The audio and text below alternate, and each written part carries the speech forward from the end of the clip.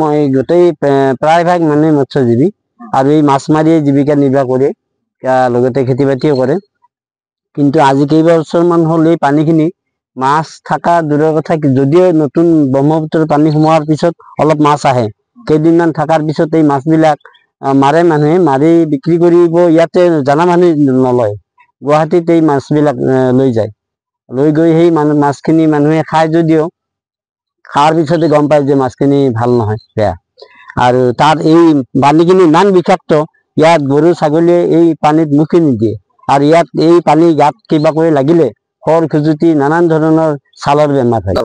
কাৰণটো এইটো ধৰক এই গুৱাহাটী মহানগৰৰ যিখিনি ৰিফাইনাৰী, গুৱাহাটী মহানগৰৰ গোটেই ড্ৰেইনৰ পানী, লেট্ৰিন হওক বা মানুহৰ লেট্ৰিনৰ পানী, তাৰপিছত শৌচ পেচাবৰ পানী, খোলা জাগাৰ যি আৱৰ্জনা ফেক্টৰী আছে, বিভিন্ন ধৰণৰ কোম্পানী আছে এই অঞ্চলত, সেই গোটেইখিনি পানী এই বন্দাজনৰ লগত লিংক হৈছে, যাৰ কাৰণে পানীখিনি ইমান বেয়া হৈছে যে এই পানীখিনি মানুহে যদি হাত দিয়ে কিবা কৰি লগে লগে খৰ খুজুতি আৰম্ভ হৈ যায়। মাছ মুখত ল'ব নোৱাৰি, এই মাছ গোন্ধাই। এই বিষাক্ত পানী যে মাছে খায়, সেই বিষাক্ত পানী খাই মাছৰ সেই ধৰণৰ হেৰি হয়। ধৰক এই গন্ধটো হৈছে কেৰাচিন ডিজেলৰ যেনেকুৱা গন্ধ, তেনেকুৱা গন্ধ এটা হয়। তেখেতসকলে নাজানা মানুহটো লয়, আমি যিখিনি জনা মানুহ তেওঁলোকে এইখিনি মাছ, এই অঞ্চলৰ মাছখিনি নিকিনে। জনা মানুহ, নজনা মানুহতো গম নাপায় মাছ কৰ মাছ, কি মাছ, তেওঁলোকে কিনি লৈ যায়। বাহিৰৰ পৰা লোক আহে, থলুৱা মাছ বুলি ভাবে, থলুৱা মাছ বুলি ভাবে। মাছটো দেখাত ধুনীয়া, থলুৱা মাছ, কিন্তু তেওঁলোকে গম নাপায় এই মাছৰ যে কেনেকুৱা মাছ, কি ধৰণৰ হেৰি গন্ধ যে হ'ব, তেওঁলোকে গম নাপায়। কি ধৰণৰ মাছ পায় ইয়াতে?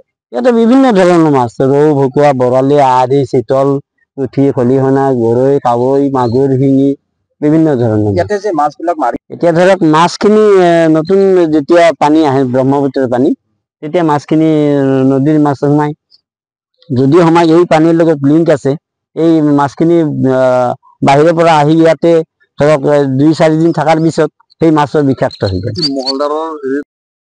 কোনে মাছ মাৰে আৰু এই মাছ ক'ত বিক্ৰী হয়? এইখনৰ বন্দাজান, এইখনত মাছ তাৰমানে আমাৰ এইখিনি এৰিয়াৰ চব মানুহে তাৰমানে এইখিনি মাছ মাৰে। মাছ মাৰিলে কিবা আমি বিক্ৰী কৰিব নোৱাৰো।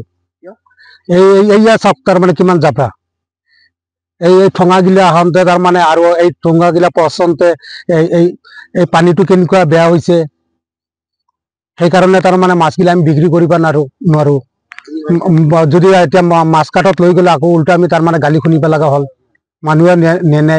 সেইটো আমাৰ গুৱাহাটী হ'ল, গুৱাহাটীতে মাছগিলা তাৰমানে যায়।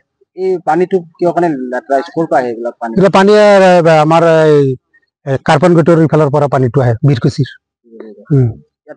মাছ মাৰে, এতিয়া মাছ মাৰি কি হ'ব, বহুত ধৰণৰ মাছ, নদীৰ ওচৰত বহুত ধৰণৰ ডাঙৰ ডাঙৰ মাছগিলা আহে, এইগিলা মাছ বিক্ৰী নহয়।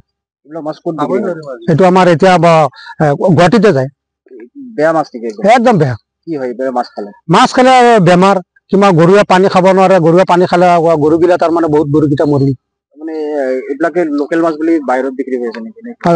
লোকেল মাছ, এইটো লোকেল মাছ হলে কি হ'ব, এইটো পানীৰ গেছত তাৰমানে মাছগিলা বেয়া, আৰু এইগিলা খালে আৰু বেমাৰ, বহুতৰ বেমাৰ হৈ আছে। কি কি মাছ পায় ইয়াতে? ৰৌ, ভকুৱা, চব বিভিন্ন ধৰণৰ মাছ। কিমান দিনৰ পৰা এনেকে মাছ মাৰি বিক্ৰী কৰি আছে? কিন্তু এইটো আজি মোটামুটি 40-50 বছৰৰ পৰা তাৰমানে মাছ মাৰো, আগতে কিন্তু নাছিল, এতিয়া হৈছে। কিমান দিনৰ পৰা এনেকুৱা পানী বেয়া? পানী মোটামুটি আজি 5 বছৰ, কি এতিয়া কমলে 8 বছৰৰ পৰা এনেকুৱা, লাহে লাহে এতিয়া একদম বৰবাদ। আপোনালোকে এই মাছ খাই নাখায়? আমি খাই কিনে বিক্ৰী কৰিব নোৱাৰো, খালে নিজে খালে আৰু বেমাৰত পৰিম। যিকোনো খবৰৰ বাবে যোগাযোগ কৰক 7099017330, লগতে 7099017110 নম্বৰত।